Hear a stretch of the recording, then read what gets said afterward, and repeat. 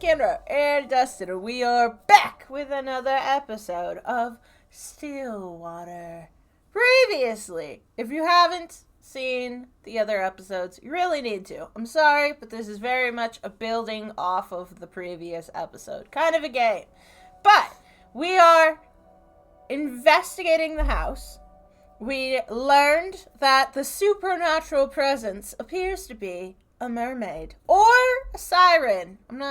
I don't know. And nobody ever commented saying she lives in a painting though, so. Right, that's not a mermaid thing, right? No, not Yeah, usually. but it's a mermaid. Yeah. Yeah, ghost mermaid? Is that a thing? Demon mermaid? Is that a thing? I don't know. What happens when you kill a mermaid? I don't know. I don't know mermaids. I don't know mermaid lore. I don't know mermaid life cycle. I don't know these things. Life cycle. Can they haunt you? I don't know how this works. But, so we got that. That was one. Well, they hatch from the egg, and then they go into the pupa stage. I don't know! But, so there's that. There also seems to be some kind of ghost phenomenon going on. That mysterious shadow person. Still not sure who that is. Lewis seems to be here. It might, I'm guessing it's Lewis. I'm guessing it's Lewis. Lewis, our grandfather's lover. Or Nina's grandfather. Nina's, right. We seem to be Hugo. Yeah, that's true. You keep identifying with Nina, but we seem to be Hugo. I love her family drama. Nina's grandfather's lover, who may or may not be dead. I think he's dead. I'm pretty sure he's dead. Who? Lewis. Lewis? I think sure he's dead. too. Now, whether or not Lewis's death had something to do with our grandfather and the mermaid's deal has been yet to be revealed. I feel like maybe he accidentally sacrificed Lewis. Mm-hmm. You know, like those deals, kind of like a genie, you know, and you make a deal, and you're like, yeah, that sounds like good terms, but then they twist it. Yeah, or like the monkey's paw. Yeah. So, I'm not sure if it's that kind of a situation, or if perhaps Lewis somehow got left behind after the success kicked in and maybe died somehow. I'm not sure. But he definitely seems like he's dead. Grandfather obviously married somebody and had Nina's parents. But not surprising considering it seems like he comes from money. So odds are had to carry on the bloodline and all that jazz. I'm not sure. But for some reason, Grandpa's young. And that's weird.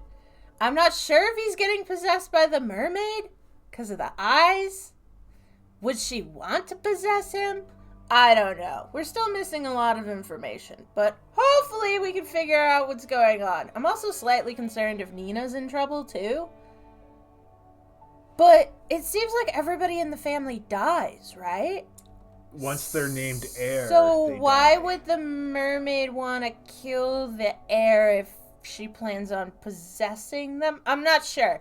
I'm still really confused on the mermaid's motivations and the situation. What is she? I don't know. But that's where we left off. I believe we died. We got sucked into a painting by a mermaid. Don't know how that works. And yeah, that's it. It seems like she can also travel through paintings, which is why they're covered. At least that's the impression I got. Because Nina said that Henry was, mumbling to the paintings. Yeah. And Hugo got sucked into a painting. So, alright. Well, let's see what else we can find. Okay, so last time we went to the painting, and I'm pretty sure we died. I'm pretty sure we drowned. Or got sucked into a different dimension. I don't know how the painting dimension works. Well, it sounded like we swam down into darkness until everything became nothing. Yeah. Don't know how that works. So I don't think he even drowned. He just kind of went into the void. Do you think she took over our body afterwards? Or did Hugo just disappear? Like if Noah came upstairs. I'm thinking Hugo probably disappeared. Whoa. Freaky! Alright, but that's what happens if you go to the painting. So let's see what happens if we ignore it. Ignore the voice, ignore the pull, or whatever. Ignore the voices in our head. Yes. Well, these ones. One of them, I'm not quite sure. There's multiple voices going on in Hugo's head, all of which are concerning, but one seems nicer than the other, I think. I think the green one's more supportive, right? No, the green one called us to use it. Oh, shoot. We're surrounded by jerks! One's trying to kill us, one's trying to crush our self-esteem! I mean, the mermaid is at least trying to lure us in by being nice. That's true. Neither of these options are good. The green voice is a jerk. Or mean to us. Yeah. Okay, don't go to the painting, Hugo. No, stay focused, Hugo. Yeah, ignore it. I won't let it get to me. Oh, that's right. I totally forgot that Lewis unlocked the thing for us. Yeah. Preparing himself, he heads towards the chest and opens it. Wow. Inside, scrambled together, are bunches of notebooks and small trinkets. Hugo continues to rummage through when he stumbles across an old newspaper article. Lewis! Young man found dead by the lake. An unidentified young man was found in the morning of XXXXXXXX. I think I nailed all of them. I think you might have missed one. No, I'm pretty sure I did. 3 days prior to his death. Somebody in chat count. An unidentified young man was found in the morning of blah, blah, blah. 3 days prior to his death, according to the police? I think prior's the wrong word. Did you see my confusion? Yeah. That's why I reread it, because I was like, how do you find someone dead before they're dead? Ruled as police have claimed that the troubled youth drowned himself. Ooh, that sounds like a mermaid. Guessing that line went through multiple iterations and the prior got left out. Yeah. Left in on accident. This certainly is a tragic loss, an unfortunate event indeed, somebody comments. No claim of his body has been made yet. Aw, so nobody's even come for it? No. Lewis. By the corner of Hugo's eye, he spots a bright glint buried beneath the clutter. He reaches for it. A necklace? That or maybe this isn't the person's Is that Lewis? A locket of brilliant gold shines unblemished, retaining a timeless luster. Inside it safeguards a picture of a young man with glasses, smiling brightly. This is actually gonna make me sad. This must be the locket that he was talking about. It's so pretty. Surprised it still shines like this. In this picture. Did he put this here? No, it must have been Henry. But why would he store it away like this? Guilt, perhaps? What should I do? Save. Ooh. Okay. Well, obviously, I feel like we should take it because maybe we could, snap Henry out of it. But I would assume that would lead us to a good ending. So, leave it? Sure. I think it's best to put it back for now. Hugo hears a distant and faint cry call out to him, pleading him to take the locket. Oh, with him, it's Lewis. Lewis?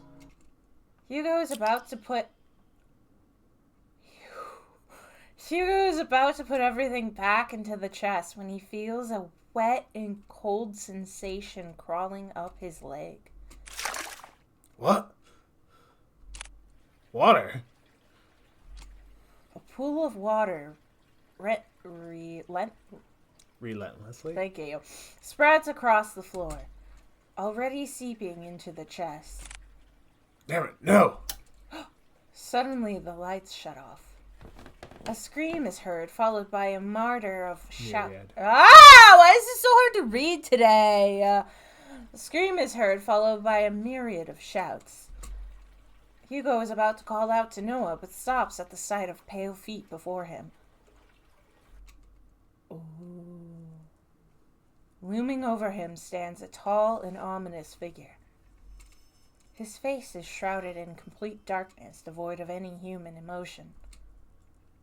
It appears as a young man, but Hugo knows that it is far from it. No, this very thing is trying to imitate a human form. Wait, is this the mermaid again? I don't know. Pretending to be Lewis?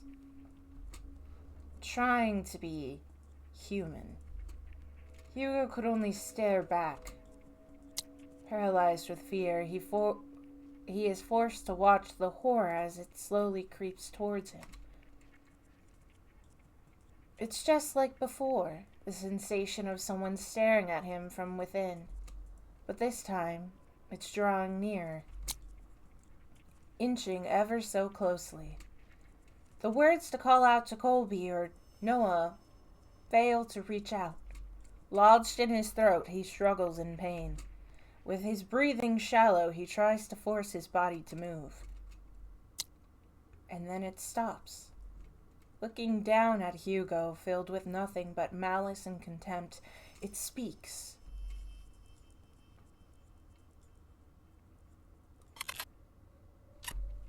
Oh. It said, "Don't get in my way." Thank you. All of a sudden, the door to the bedroom slams shut and the entity disappears. I honestly thought we were going to be killed there, to be honest. The tension from his body finally releases its agonizing grip, and he gasps desperately for air. His vision blurs and his breathing is haggard. He staggers towards the door. He yanks the handle several times, but is tightly jammed. I think we are. Maybe I spoke too soon. Oops. Fuck. Noah! Colby! To his dismay, he is only greeted with silence at the other end of the door. Damn it!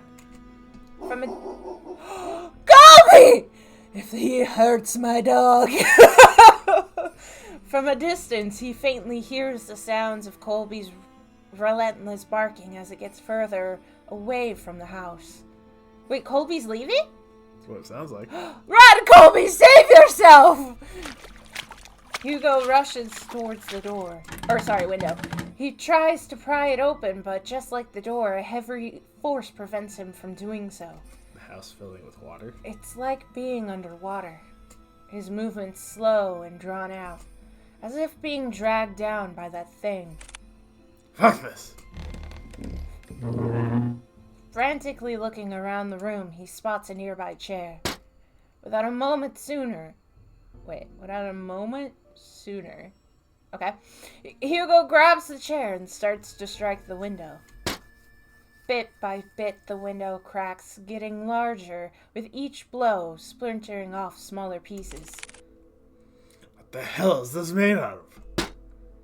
Still trying to catch his breath, he musters all the strength he has left for a final blow. Damn you, just break already! Clearing out the remaining glass shards, Hugo peers his head out to see any railing he can grab a hold of. However, I like the sound. However, he discovers instead that the wall adjacent is covered in ivy. Despite how heavy the rain has drastically become, he reaches out for it, grabbing a handful of the vines. Carefully, he climbs out the window, gripping tightly and making sure he doesn't lose his footing. Yet, to his luck, the patch of vines he clutches starts to tear away from the wall. Out of desperation, he struggles to find his grip on another, but fails when his hands slip out of reach. Shit! Ooh. Clamoring wildly as he loses his grip on the ivy, he crash lands down onto the thicket of bushes. Air forced out of him, he heaves uncontrollably, trying to even out his breathing. But even that is laborious. An immense pain seeps across not only his back, but his entire body. God, I'm getting too old for this. Although his body screams out in pain, he forces himself up. There's still time. I can do this. I have to do this. With staggering feet and haggard breathing, he makes his way to the place where it all started. To the lake, where this tragedy starts and ends. Ooh. A, we don't know what time it is. B, this lake has no name.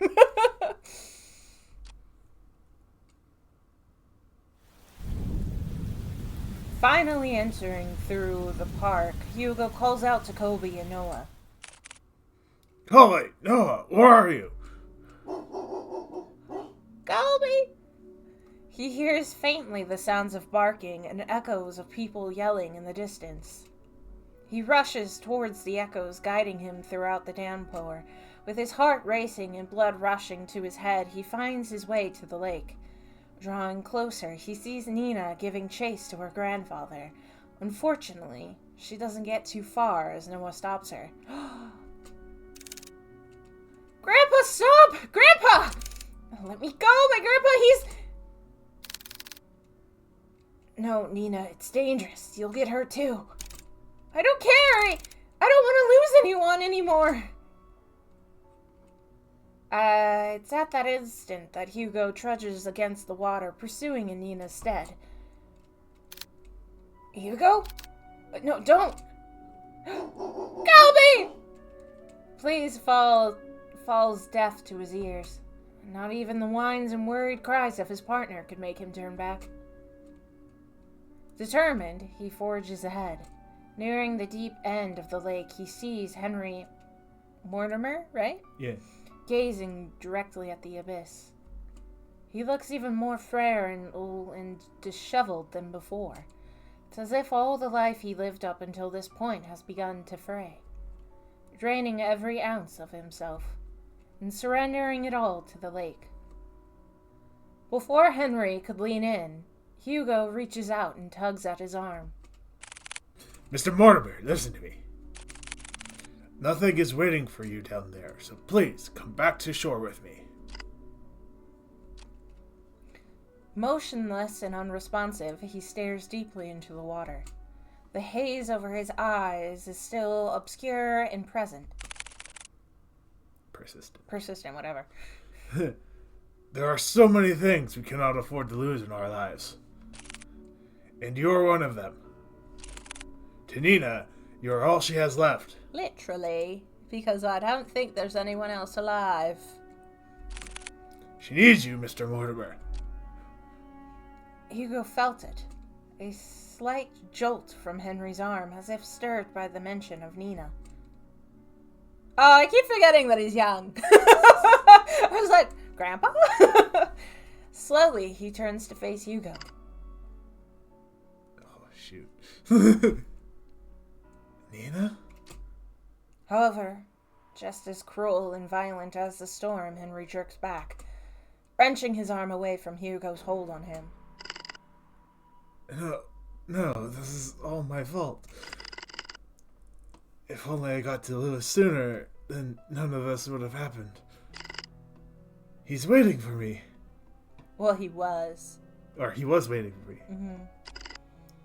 Was patient with me. And yet, for all the things he's done, I chose my family over him. He's gone because I didn't pick him. Henry backs further away from the shoreline. Mr. Mortimer! His manic eyes never straying away from Hugo as he keeps his distance from him.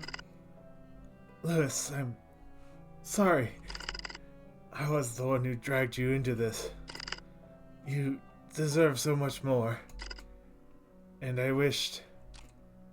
Henry struggles over his words.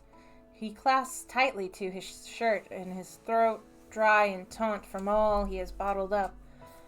From all those repressed and silent years of just waiting for this curse to finally take him. I wished I had gone with you that night, Lewis. Sorry, even if you still covet that wish, it wouldn't resolve anything.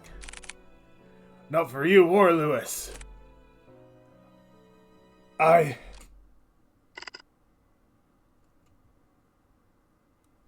had enough. Lewis is waiting for me. He's waiting for me to come home. Was that Lewis? I don't know. It looks like something wrapped around. Yeah, I don't think that was Lewis. Before Hugo could reach out for Henry's hand, he disappeared into the water. Mr. Mortimer! Without hearing the anguished cries and desperate pleas, Hugo dives after him into the abyss. I was kind of expecting it to end there. I think we're in the water. The sounds are fun. Plunging into icy waters, Hugo feels shock running rampant throughout his body. Oh no, our muscles might cramp. Like spikes continuously piercing from his legs to the tips of his fingers, fiercely and unyielding. His chest tightens and his heart races as he begins to kick his legs, hoping whichever way he goes, he'll find his way to Henry. Swimming deeper and deeper in, he sees faintly a figure slowly descending into the darkness.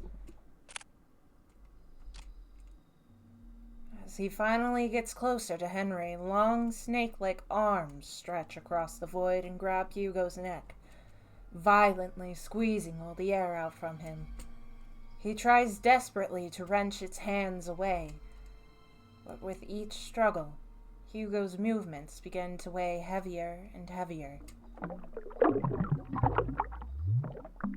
Water filling into his lungs as his vision starts to blur.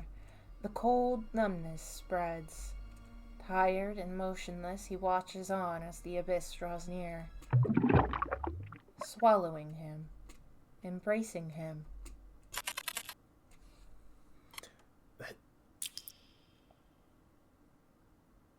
Well, do you want to say it?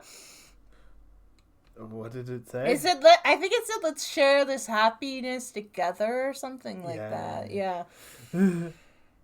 He feels nothing. His body weightless and floating for who knows how long. It's cold. So very, very cold. How long has it been since he felt this? This empty feeling, just not being here or anywhere. It's comforting and nostalgic. Maybe, just maybe, this isn't so bad after all. I think this is for the best. No, Hugo, think of your dog! I did the green one, right? Oh, no, it's far, far from over, Hugo. After all, you said so yourself. Seeing the things you do come with a price, right? And oh, what a hefty price has been paid for your stupid little blunder. Blunder? Blunder. So get up, Hugo. We are far from having a happy ending. Hugo! Hugo's eyes shot right open, his vision distorted and a blur. As he tries to focus on Noah's voice, a violent tide bursts within him as he coughs out the remaining water in his lungs. He can feel Noah's hands rub against his back, anchoring him and checking to see if he's all right. But deep down, there's something far more concerning to worry about at this moment. Where's Mr. Mortimer? You jumped in with your coat and everything, Hugo? My gosh. I'm sorry, Hugo. I tried going back into the water after I fetched you, but the paramedics stopped me. They told me it was too cold and dangerous to head back in. No, it can't be. I'm so sorry, Hugo. No, please. God, no. He couldn't hear the rest of it. His body trembles as his hands clasp tightly together in a fervent prayer, wishing for a miracle to happen before them. To have Mr. Mortimer returned to them, finally safe from harm. But for this silent wish, this small and glaring impossible wish, no one would answer. There was no kindness in this sunrise, only the gut-wrenching wails of a woman by the shore, pleading to any god who can save her grandfather. But no matter how many would try to search through the water, they wouldn't be able to find him. For there was no one left to save anymore. Just a washed-up, forgotten tale of a man and his mermaid. As Hugo tries to stifle his cry and soothe the lump lodged deeply in his throat, he hears it. A laugh, a cruel and heartless laugh, echoes from across the lake, mocking him, cursing him, a harrowing and merciless victory for this curse. A curse. It was a curse, after all. Bad end. A Mermaid's Tale. Dang. Well.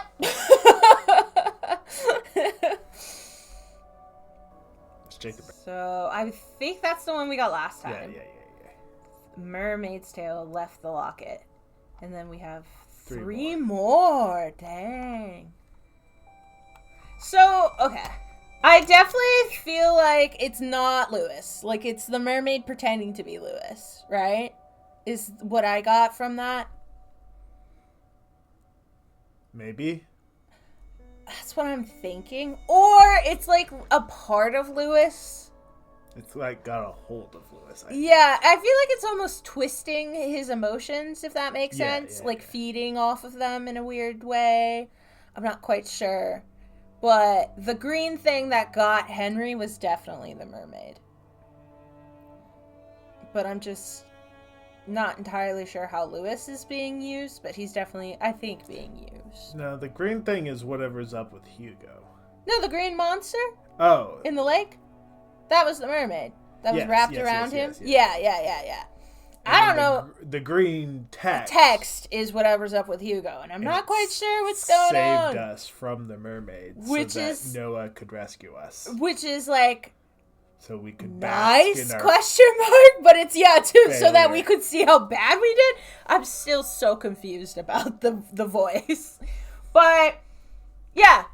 So that's that. Hopefully we can get more answers. Well, obviously, we're going to go back and get the other end. I don't know actually how many more endings we can get, because there were still 3 question marks. Yeah. So we'll take the locket, and then something will happen. Yeah, but I'm excited. I definitely feel like we're getting closer. Obviously, I think Lewis 100% died in relation to Henry. Mm-hmm. Now, whether or not the mermaid was involved in that, I'm not sure. Mm-hmm. But it definitely sounds like maybe we were going to run away together or something, but then we didn't show. Well, no, because he said he was waiting for him, though. Yeah, the letter, though, clearly states that Lewis wanted us to go with our family. That's true. Do you think that Lewis did commit suicide? I don't know. The plot continues to thicken. But that is the end for today's episode. The mermaid wants Henry to think that he committed suicide. Maybe. Yeah, I'm not entirely sure whether that's true or not. What circumstances led to Lewis's death, I'm not sure. I'm not 100% sure yet. Yes, the letter very much seems like Lewis wanted Henry to go on without him. Yeah. Because he loves him. And he wants what's best for him. And that's why I don't think it's actually Lewis. Because I don't think Lewis would like this. I don't think Lewis wants revenge. Nah. Yeah. So. Unless it's something twisting Lewis. Yeah. That is true. But that is the end for today. Because, like, if someone killed Lewis, Uh-huh. you know, Lewis's spirit might feel like, It was Henry's fault. yeah. Yeah, that's why I'm not sure if he was murdered, if he was somehow died because of the mermaid, or if something's weird about his death. 100%. I'm just not quite sure what it is. Yeah.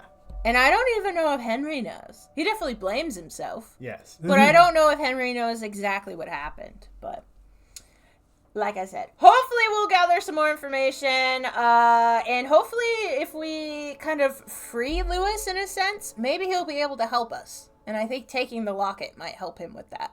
Yeah. Yeah, so we'll have to wait and see. But hopefully you guys are enjoying Stillwater. I very much am enjoying this. If you want to try playing it for yourself, there should be a link in the description below. Highly recommend you check it out. It's a lot of fun. And obviously it gives support to the game company? Studio. Just game devs. Those guys. So check it out. If you have your own theories about what's happening, or maybe you'd like to share a little bit about if this is normal mermaid lore, I don't know. It's giving more like sea witch, like Ursula vibes than a mermaid. But I don't know if that's their thing. I mean, if mermaids are just sea people, then they would have sea witches. Yeah. So let me know, because I would love to read about it. Or if you have your own theories about what's happening within the case, or perhaps what's happening to Hugo. Leave it down in the comments below. We'd love to see ya. Or you could always come and chat with us live on Twitch. We stream every Monday, Wednesday, and Friday. Not this specific game. I'm actually not quite sure what we're working on. But if you want a sneak peek before coming to a live stream, you can always go, well, I guess you're on our YouTube channel. And we upload all of our VODs there. So you can see what we're working on before coming over. Regardless of what it is, we'll chat with you about anything. Or you can just stay where you are. Like I said, drop it in the comments down below. We'll see, and we'll respond to you. All we ask is if you do check it out, no spoilers. No spoilers. That's not fun. Otherwise, if you're looking for any other games to watch in between, we do have one other playthrough of a game by these game creators. However, it is very, very different. Much more lighthearted. It still has a little bit of mystery. It's called... Somebody Stole My Lunch. Okay, cool. I was going to say, where's my lunch again? Every single time. But it's not that. Somebody Stole My Lunch. Check it out. It's a lot more lighthearted. Funny. Nonetheless, very fun game. Very good to play. Otherwise, just check out any of the games we have available. They're all kind of in the same vein of cute, interesting, mixed with a little bit of creepy. I don't know if we have anything quite as detective-y, but we do have a couple of mystery games that I think would float your boat. So check them out. If you want a sneak peek, you can always go to our TikTok, our YouTube Shorts, or our Instagram Reels. I think that's it. Yeah. Sweet. So, like, comment, subscribe, share. Do whatever you feel like doing. We will appreciate it.